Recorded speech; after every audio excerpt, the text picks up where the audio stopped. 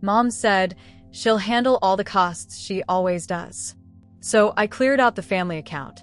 My phone buzzes at 7:23 a.m. on a Tuesday.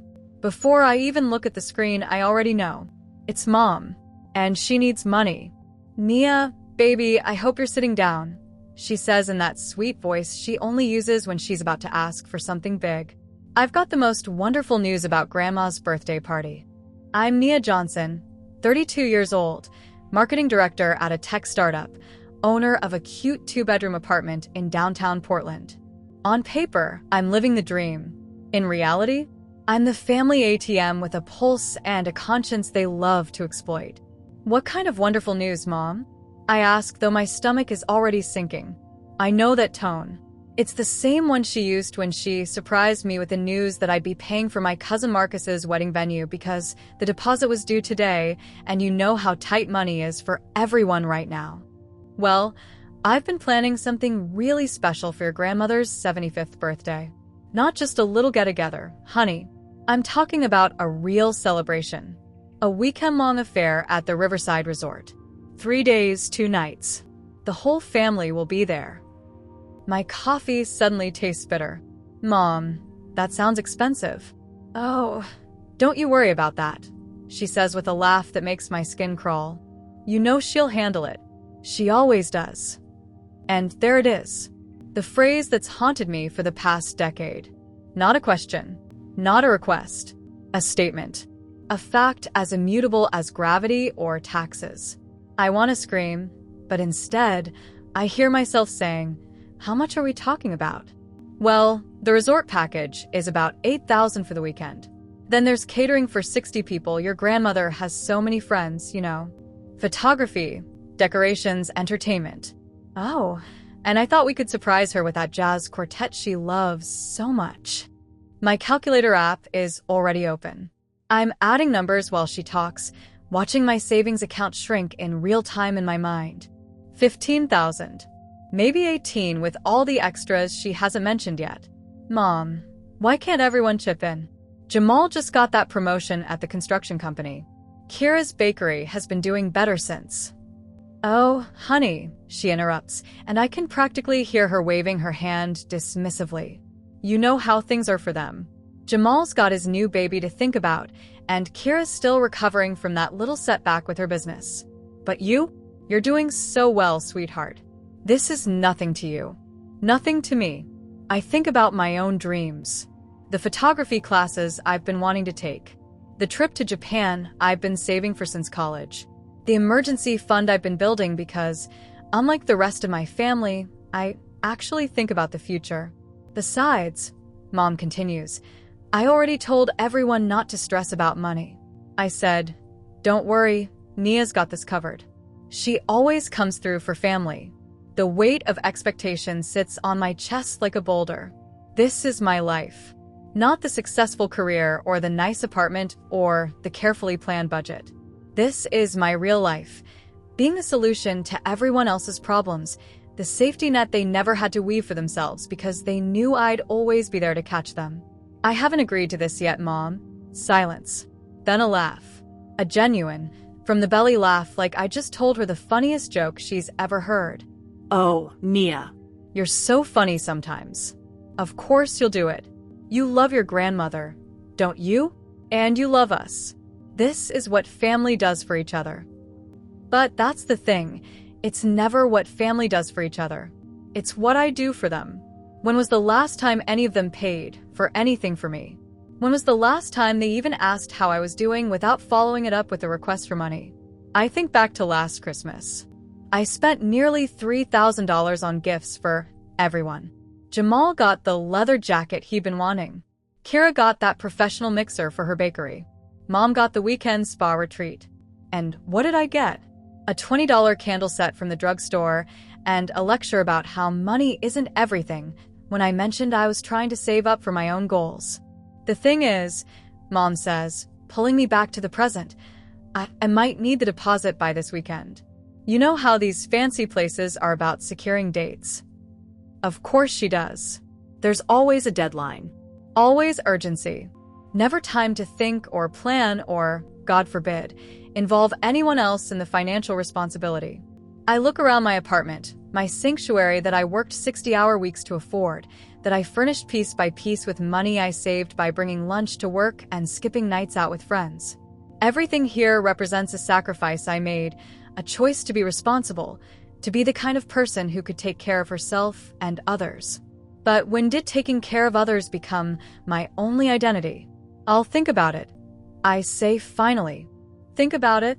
Mom's voice shifts, becomes sharper. Honey, this is your grandmother we're talking about. The woman who raised me after my mother died. The woman who babysat you every summer while I worked 2 jobs to keep us afloat.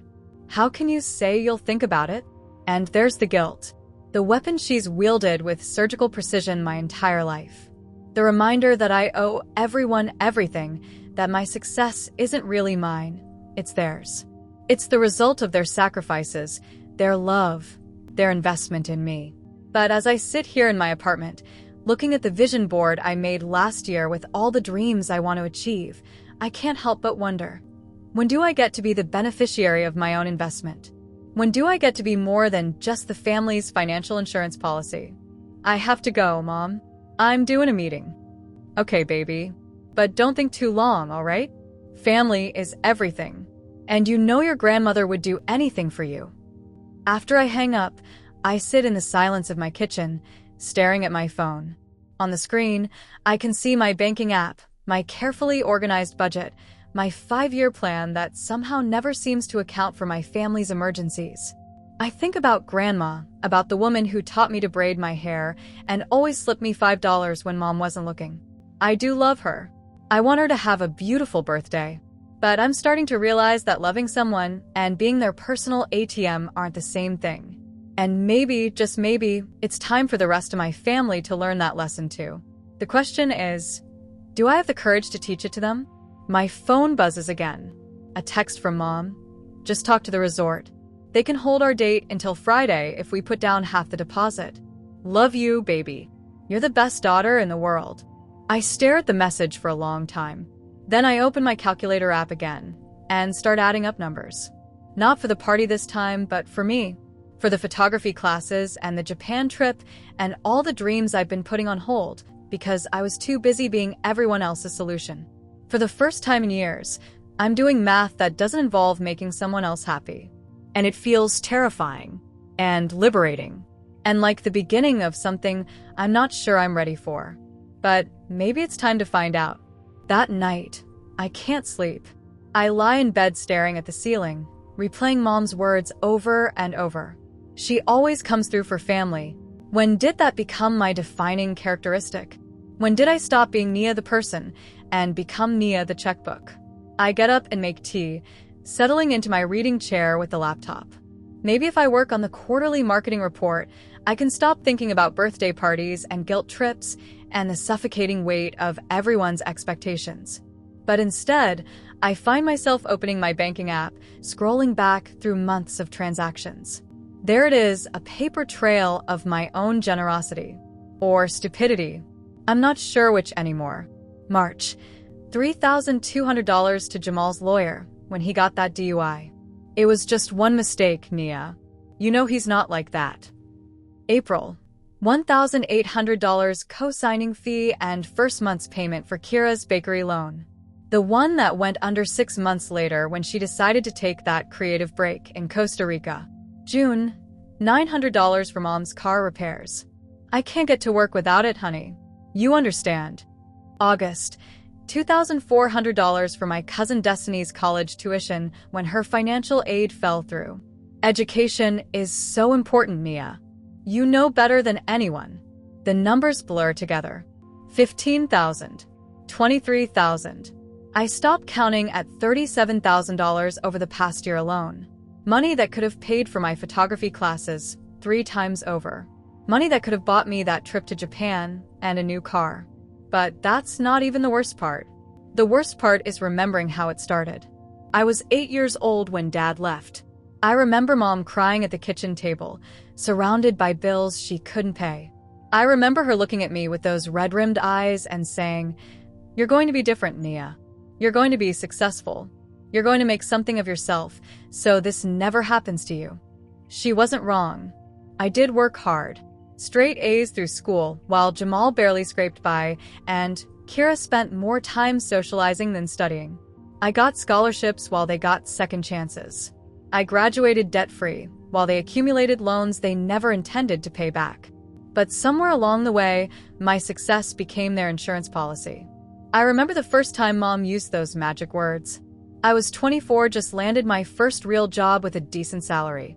Jamal had dropped out of college again and needed money for rent. Don't worry about it, Mom told my aunt over the phone while I sat right there. Nia's got a good job now. She'll handle it. She always does. Always does. Like it was already established fact. Like we'd voted on it and I'd somehow missed the meeting. And I did handle it, because what was I supposed to do? Let my little brother get evicted? Let my family fall apart while I hoarded my success like some kind of selfish monster? But that's the thing about being the family's financial savior. It's never just once. It's never just this one time, I promise. It becomes a pattern, an expectation, a role you can never escape, because every time you think about saying no, they remind you of everything they sacrificed to get you where you are. After all I did for you, Mom always says. All those years working double shifts so you could focus on school. All those times I went without so you could have what you needed. And she's right. She did sacrifice. But when did her sacrifices become a debt I could never fully repay? When did gratitude become servitude? I think about tonight's conversation and realize something that makes my stomach clench. Mom didn't ask me to pay for Grandma's party. She told me I was paying for it. She'd already decided. The whole conversation was just her informing me of what I was going to do. When did I become so predictable? So controlled? I grab my phone and scroll to Mom's number. My finger hovers over the call button. I should set boundaries now before this gets out of hand. I should tell her that I need to be asked, not told. That my money isn't everyone else's emergency fund. But then I imagine her voice. The hurt. The disappointment. The way she'll make me feel like I'm betraying not just her, but Grandma and the whole family legacy of taking care of each other. Except they don't take care of each other. They take care of themselves, and I take care of everyone. I put the phone down and walk to my bathroom mirror. The woman staring back at me looks tired. Older than 32. When did those lines appear around my eyes? When did my shoulders start carrying so much weight that they permanently curve inward? I think about my coworkers, people my age who go on vacation without planning their family's financial calendar around their absence. People who buy things for themselves without calculating whether their siblings might need bail money next month. People who have relationships with their families based on love and shared experiences, not economic dependence. What would that feel like? To be valued for who I am instead of what I can provide? My phone buzzes. A text from Kira. Mom told me about Grandma's party. So excited. She said you're covering everything as usual. You're amazing, sis. Can't wait to celebrate. Can't wait to celebrate. On my dime. With my sacrifice. While taking full credit for the thoughtfulness I paid for. I stare at the message for a long time. Then I type back. We need to talk about everyone contributing to this party. But I delete it before sending. Because I know what will happen. The group chat will light up with excuses. Jamal's new baby. Kira's business recovery. Mom's fixed income. Everyone has a reason why they can't help, but no one has a reason why I shouldn't have to. Instead, I send back a simple emoji. A heart. Because that's what they expect from me. Compliance wrapped in love. But lying here in the dark, I'm starting to understand something that terrifies me. I was never nurtured into this role. I was trained for it. And the scariest part? I let it happen. Tomorrow, I'm going to ask Mom a simple question. Why doesn't anyone else ever have to step up? But I already know what she'll say. Because you're the strong one, honey. You're the successful one. This is what successful people do. What she won't say, what she's never said, is what I'm desperate to hear. You matter too. Your dreams matter too. You deserve to be taken care of sometimes too. But I'm starting to think that if I want to hear those words, I'm going to have to say them to myself. The question is, am I ready to believe them? 3 days later, I finally work up the courage to call Mom back. I've rehearsed this conversation in my head dozens of times, practicing different ways to say no that don't sound selfish or cruel. I've written down talking points on a sticky note that's now crumpled from nervous handling. Mom, about Grandma's party. I begin, my voice steadier than I expected. I can't cover everything this time. Maybe we could all contribute something? Even if everyone just chips in a few $100s. She laughs. Actually laughs. Like I just suggested we pay for the party with Monopoly money. Nia, please. This is nothing to you. You make more in a month than Jamal makes in 3. You wouldn't let your grandmother down, would you? The woman who used to make you those special pancakes every Sunday? The one who taught you how to drive when I was too nervous to get in the car with you. There it is again. The guilt, served with a side of childhood memories and a dash of moral obligation. But this time, something inside me resists it. Maybe it's the 3 sleepless nights I've had, or maybe it's the growing ache in my chest every time I think about my empty savings account. But the guilt doesn't stick the way it usually does. Mom, it's not about the money being nothing to me. It's about, honey, I have to run. Mrs. Chun is here to discuss the flowers. But don't overthink this, okay? Family takes care of family. I'll send you the vendor information so you can handle the payments directly. Love you. The line goes dead. I stare at my phone, anger bubbling in my chest like carbonated water. She didn't even let me finish a sentence. Didn't even pretend to consider what I was trying to say. That's when I remember the family emergency account. We set it up 2 years ago after Kira's bakery failed and left her with a mountain of debt. We should have something for real emergencies, Mom had said. Something we can all contribute to, so we don't have to scramble when things get tough. I contributed $5,000 up front. Mom added $500. Jamal contributed nothing but promised to catch up next month. Kira was supposed to add money once she got back on her feet. I grab my laptop and log into the account. The balance should be around $8,000 by now. I've been automatically transferring $200 every month for the past year. The screen loads, and my blood turns to ice water. Balance, $847.23. I scroll through the recent transactions with shaking hands. Deposits to Crystal's Catering, Mountain View Photography, Riverside Resort, all dated within the past 2 weeks. All authorized by Mom, who apparently has access to the account I didn't know she had. My phone rings. Unknown number, but I recognize the area code. It's local. Hello, is this Nia Johnson? This is Maria from Crystal's Catering. I wanted to confirm that the balance for your grandmother's birthday event will be paid upon delivery. Your mother mentioned you'd be handling the final payment. I'm sorry, what final payment? The remaining $4,800. We received the deposit from your family account, but I hang up without finishing the conversation. My hands are shaking so hard I can barely hold the phone. $4,800. On top of what she's already spent from the emergency account. On top of the resort costs and photographer, and God knows what else she's committed me to without asking. My phone buzzes with a text from Kira. OMG, thank you for paying for my dress for Grandma's party. Mom said you'd cover mine too, since I'm in the wedding photos. You're the best. Can't wait to look gorgeous, 2 hearts. I screenshot the message, my vision blurring with rage. They're not even asking anymore. Mom is just telling everyone I'm paying for things, and they're texting me thank you messages for generosity I never agreed to. I call Mom back, but it goes straight to voicemail. I try again. Voicemail. On the 3rd try, she picks up. Hi, honey. I can't talk long. I'm at the florist with. You spent the emergency account money without asking me. Silence. Then, oh, that. Well, yes, I needed to put down some deposits. But don't worry, you can just refill it like you always do. This is exactly the kind of emergency that account was for. An emergency? Mom, this is a party. A party you decided to throw without consulting anyone about the costs. It's not just a party, Nia. It's your grandmother's 75th birthday. This might be her last big celebration. And you want to nickel and dime it?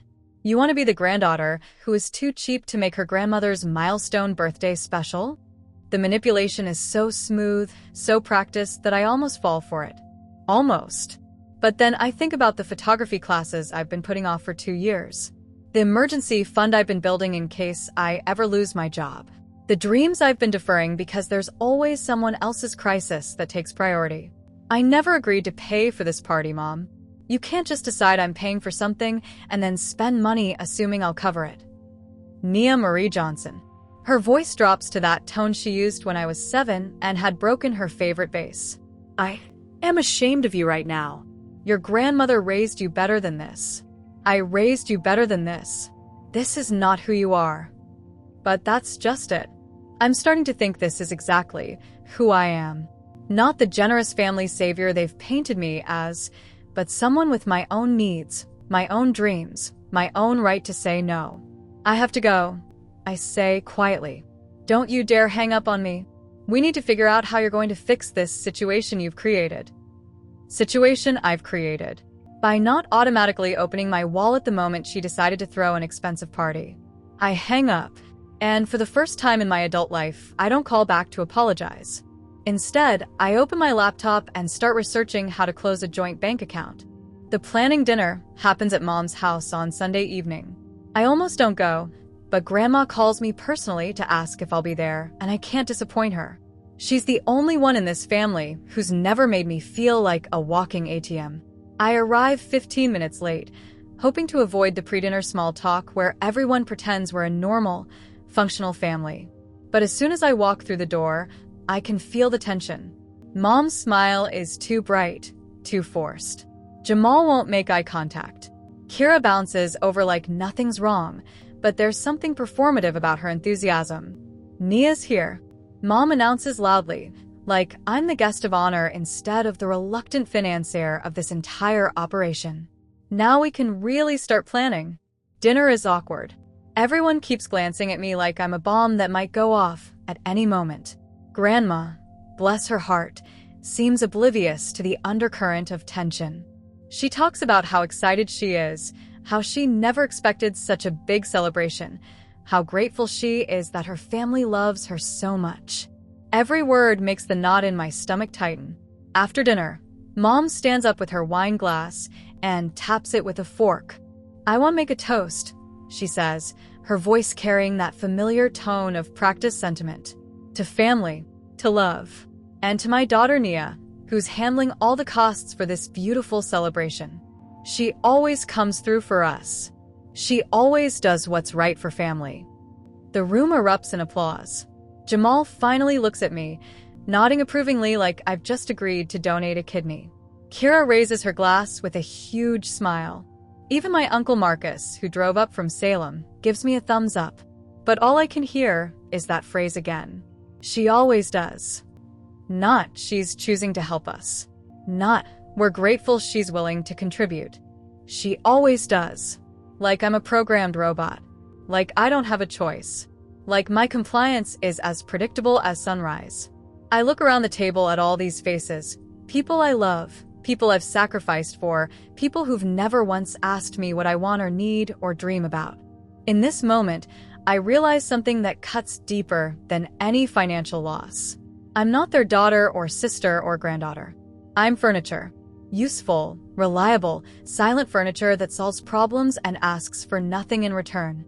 Thank you all, I say quietly, standing up. I'm really touched by all of this. The words taste like ash in my mouth, but everyone beams at me like I've just delivered a heartfelt acceptance speech for an award I never wanted. Excuse me for a moment, I say, heading toward the bathroom. But instead of going upstairs, I slip out the back door and sit on Mom's porch steps, breathing the cool night air and trying to steady my racing heart. Through the window, I can hear them continuing to plan, discussing menu options and seating arrangements and whether they should hire a DJ or stick with the jazz quartet. They're spending money that isn't theirs, making decisions about an event I'm apparently hosting, planning a party I never agreed to throw. I pull out my phone and open my banking app. The joint account still shows $847.23. My personal savings account shows the money I've worked so hard to save. Money for my dreams, my future, my own life that I've been putting on hold for everyone else's emergencies and celebrations and poor planning. I think about the conversation with the caterer. $4,800 still due, plus whatever other commitments Mom has made in my name, plus the guilt and manipulation and expectation that I'll just keep writing checks forever because that's what family does. But what has family ever done for me? When I wanted to take that photography workshop in San Francisco, Mom said it was a waste of money. When I mentioned wanting to travel to Japan, Jamal laughed and said I was getting too fancy for my own good. When I got promoted last year, the first thing Kira said was, "Great. Now you can help me expand the bakery." Not congratulations. Not I'm proud of you. Just another way my success could benefit them. I open the banking app and navigate to the joint account settings. My finger hovers over the close account button. This is it. The moment I either stand up for myself or continue being their financial doormat forever. Through the window, I hear Mom's voice. "Don't worry about the final numbers, everyone. Nia's got it covered. She always does what's right for family. Always does what's right for family. But who does what's right for me?" I press the button. Transfer all funds to primary account. Confirm. Close joint account. Confirm. My phone buzzes with confirmation messages. The deed is done. The emergency account, my emergency account that I filled with my money, is now empty and closed. Every penny is back in my personal account, where it belongs. I sit there for a moment, expecting to feel guilty or panicked or ashamed. Instead, I feel something I haven't experienced in years. Relief. I walk back inside and grab my purse from the kitchen counter. The planning is still in full swing, voices animated with excitement about flowers and photographers and menu upgrades. I have to head out, I announce. Early meeting tomorrow. Mom looks up from her notebook. Of course, honey. Thanks for coming. I'll send you all the vendor information tomorrow so you can start making payments. I smile. A real smile this time, because I know something she doesn't know yet. Sounds great, Mom. Looking forward to it. As I drive home, my phone starts buzzing with low balance alerts from the joint account. Then angry texts from Mom. Then missed calls. But I don't answer. Instead, I stop at the drugstore and buy myself the expensive face cream I've been wanting for months. It's a small thing, but it's mine. Bought with my money for my enjoyment, without considering anyone else's needs or emergencies or expectations. It feels like revolution in a jar. Tomorrow, the real conversations will begin. But tonight, I'm going to sit in my apartment, use my overpriced face cream, and plan a trip to Japan with money that's finally, completely, unquestionably mine. My phone starts ringing at 6:47 a.m., then 6:52, then 7:03. By the time I'm out of the shower, I have 12 missed calls from Mom and a string of increasingly frantic voicemails. "Nia, there's been some kind of mistake with the bank account. Call me back immediately." The caterer called and said their payment was declined. "This is embarrassing. Fix this now." "I don't know what game you're playing, but this stops today. Call me back, or I'm driving over there." I pour my coffee slowly, deliberately, savoring the quiet morning before the storm I know is coming. My phone buzzes with a text from Jamal. "What the hell is wrong with you? Mom's crying. Fix the shit." Another from Kira. "Nia? The dress shop called and said my payment bounced. This is literally my one outfit for Grandma's party. How could you do this to me?" I screenshot every message. Evidence of their entitlement, their assumption that my money belongs to them, their complete inability to take responsibility for their own financial commitments. At 8:30, someone pounds on my door. I already know who it is before I look through the peephole. Mom stands there in her bathrobe and sneakers, her hair uncombed, looking like she's been awake all night. I consider not answering. But that would just postpone the inevitable, and I've been postponing this conversation my entire adult life. "Good morning, Mom," I say, opening the door. She pushes past me without being invited in, whirling around with fury blazing in her eyes. "How could you do this to me? How could you do this to your grandmother?" The vendors are calling me asking about bounced payments, and I look like a fool because I told them my daughter was handling everything. You told them I was handling everything without asking me first. Of course I didn't ask. You always handle everything. That's what you do. That's who you are. She's shouting now, her face red with anger and panic. I have to call these people back and tell them what? That my own daughter sabotaged her grandmother's birthday party? That you've become some kind of selfish monster? The word monster hits me like a physical blow, but I don't flinch. I've become someone with boundaries, Mom. There's a difference. Boundaries? She laughs, but there's no humor in it. You don't get to have boundaries with family, Nia. Family is family. We take care of each other. No, Mom. I take care of everyone else. When was the last time anyone took care of me? We love you. When is the last time anyone asked me what I wanted? What I dreamed about? What I needed? My voice is getting louder, matching her energy. When is the last time anyone in this family treated me like a person instead of a bank account? She stares at me like I'm speaking a foreign language. This is ridiculous. You're being dramatic. Just transfer the money back and we can forget this whole tantrum. What's my middle name, Mom? What? What's my middle name? What's my favorite color? What job do I actually do in my company? Who am I dating? What are my hobbies? What do I want out of life? The silence stretches between us like a chasm. She opens her mouth, closes it, opens it again. That's not fair. I know you. You know my bank balance. You know my salary. You know my credit score because you've asked me to co-sign loans. But when did you last ask me how I was doing without following it up with a request for money? Her face crumples, and for a moment, she looks genuinely hurt instead of just angry. I'm your mother. I sacrificed everything for you children. I worked myself to the bone so you could have opportunities one never had. And this is how you repay me. By having my own life? By wanting my own dreams? By refusing to be a retirement plan? How can you say that? After everything I've done for you? What have you done for me lately, Mom? The question hangs in the air like smoke. In the past 5 years, what have you done for me that didn't benefit you somehow? She's crying now, mascara running down her cheeks. I love you. I've always loved you. You love what I can provide. There's a difference.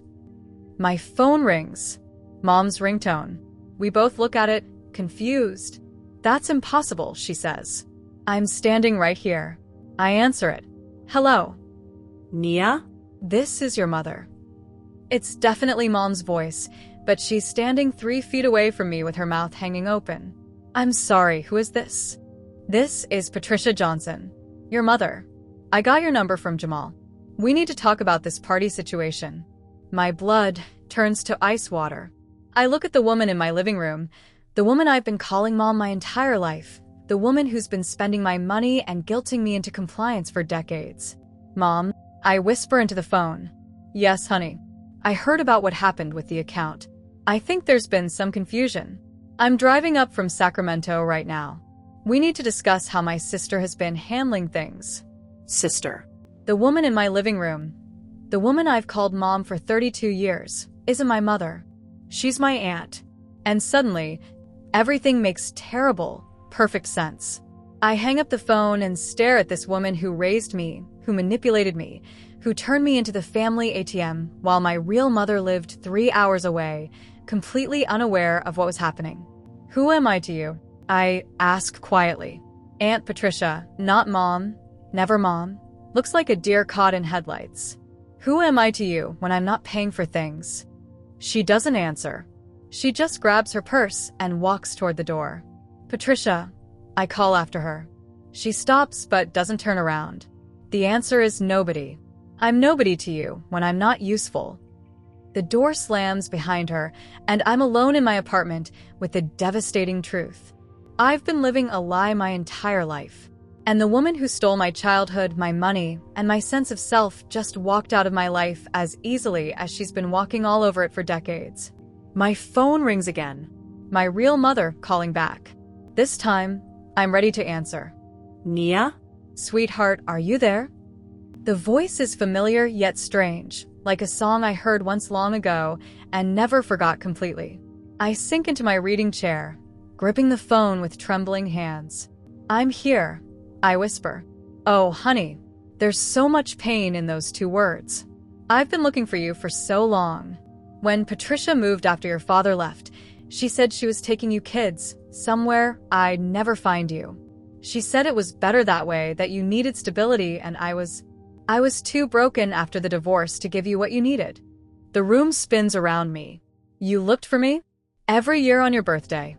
Every Christmas. I hired 3 different private investigators over the years, but Patricia was smart. She changed your last name, moved you kids around. By the time I found your address 2 years ago, I was terrified you'd hate me for abandoning you. I thought you were finished." Silence. Then the sound of crying. "Patricia told me you were finished." I continue, my voice getting stronger with each word. "She said you died when I was 7. Car accident. She showed me a newspaper clipping." Oh God. Oh, Nia. I'm so sorry. I'm so sorry. We both cry for a while, letting 32 years of lies and lost time wash over us. Finally, she speaks again. 3 weeks ago, your Uncle Marcus posted something on Facebook about a family birthday party. He tagged you. That's how I finally found your social media, your phone number. I was working up the courage to call you when Jamal contacted me this morning. What did he tell you? That you'd gone crazy and stolen money from the family. That Patricia raised you and sacrificed everything, and now you were being ungrateful and selfish. Her voice hardens. But I know my sister. I know what she's capable of. So I'm asking you directly. What really happened, baby girl? Baby girl. The endearment hits me like a warm wave, and suddenly I'm crying again. I tell her everything. The years of financial manipulation, the guilt trips, the way I was trained from childhood to be the family solution to every problem. I tell her about the emergency account, about being voluntold to pay for parties I never agreed to host, about feeling like furniture instead of family. When I finish, there's a long silence. "I need to tell you something," my mother finally says. "Something I should have told you 30 years ago, but I was young and scared, and I believed Patricia when she said she knew what was best." "What?" "When your father left, he didn't just abandon you kids. He cleaned out our savings account and disappeared, left us with nothing. I was 25, working part-time at a diner, trying to raise 3 children on my own. I was having panic attacks, couldn't sleep, could barely function. I closed my eyes, seeing that broken woman Patricia always described, the one who was too unstable to raise her own children. Patricia offered to help, said she'd take you kids for a few months while I got back on my feet. She had a good job, a stable home. It seemed like a blessing." Her voice cracks. "I was supposed to get you back for Christmas that year. But when December came, she said you kids were settled, doing well in school. Maybe it was better if I waited until summer." And summer never came. Summer never came. Every time I asked, there was another reason. You were thriving. I was still unstable. You barely remembered me anyway. Why disrupt your lives? And then she moved, and you were gone. The pieces fall into place with sickening clarity. She kept me because she knew I'd be successful. She saw an investment opportunity. Your Aunt Denise figured it out years later. Patricia had a plan from the beginning. Keep the smart one, the one most likely to become financially successful. Make sure that child felt obligated to take care of the family forever. My mother's voice turns bitter. She trained you, Nia, like a dog. Guilt and obligation and emotional manipulation until you couldn't imagine saying no to any of them. I think about all those years of being told I was the responsible one, the successful one, the one who had to take care of everyone else because I was so blessed. It wasn't love or pride. It was grooming. I've been sending her money. I realized suddenly. For years. Whenever she said things were tight, whenever there was an emergency, I've been sending my kidnapper money. Not anymore, you won't. There's steel in my mother's voice now, and I hear something I recognize, the strength I always thought I got from Patricia, but that was actually mine by birthright. I'm driving up there tomorrow, she continues. I want to meet my daughter. The real you, not the person she molded you into. And I want to help you figure out how to get your life back. What if I don't know who I really am? What if I've been playing this role so long that it's all that's left? Then we'll figure it out together. You're 32 years old, baby girl. You have time to discover who you are when nobody's using you. You have time to dream your own dreams. After we hang up, I sit in the silence of my apartment, my sanctuary that I earned with money I'll never again be guilted into spending on other people's priorities. I open my laptop and do 3 things. First, I block Patricia, Jamal, and Kira on every platform. Their financial emergencies are no longer my problem. Second, I transfer half my savings into a new account they can never access, never manipulate me into emptying for their crises. Third, I book a flight to Japan. First class. Leaving next month. I'm 32 years old, and for the first time in my life, I'm about to find out who I am when I'm not trying to earn love by paying for it. Patricia had a good run. 30 years of free money from the child she stole and shaped into her personal ATM. But now I'm spending on someone she never bothered to invest in me. And that investment is going to pay dividends for the rest of my life.